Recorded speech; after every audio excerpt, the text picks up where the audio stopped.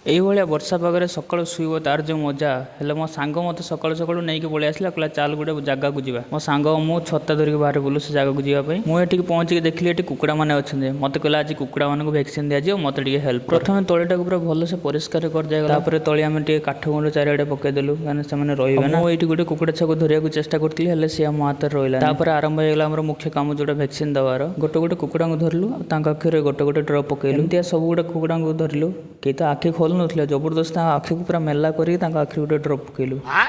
ଏଠି ଦୁଇଟା ପ୍ରଜାତିର କୁକୁଡ଼ା ଅଛନ୍ତି, ଗୋଟେ ହେଲା ଦେଶୀ ଆଉ ଗୋଟେ ବନରାଜ। ମୁଁ ତ ଭାଇ କାରିକି ଚିହ୍ନି ପାରିଲି ନାହିଁ। ଚିହ୍ନିକି କ'ଣ ହବ ଭାଇ, ଖାଇଲେ ତ ହେଲା ଆଉ। ଲଜ୍ଜା ଲାଗୁନି? ତାପରେ ତାଙ୍କ ପାଣିରେ ଗୋଟେ ଭିଟାମିନ୍ ମିଶାଇକି ତାଙ୍କୁ ପିଇବାକୁ ଦିଆଗଲା। ଯେମିତି ଭାଇ ପାଣି ବସାଇଛି, ଶୋଷରେ ସବୁ ଥିଲେ ନା କ'ଣ, ସବୁ ଆସିକି ତ ଝାମ୍ପି ଗଲେ ଆଉ ଇଏ ଗୋଟେ କୁକୁଡ଼ା ସେପଟେ ମୁହଁ ଶୁଖିକି ବସିଥିଲା, ବୋଧେ ତା ମାଇକିନା ସହିତ କାଲି ରାତିରେ ତାର ଝଗଡ଼ା ହେଇଛି।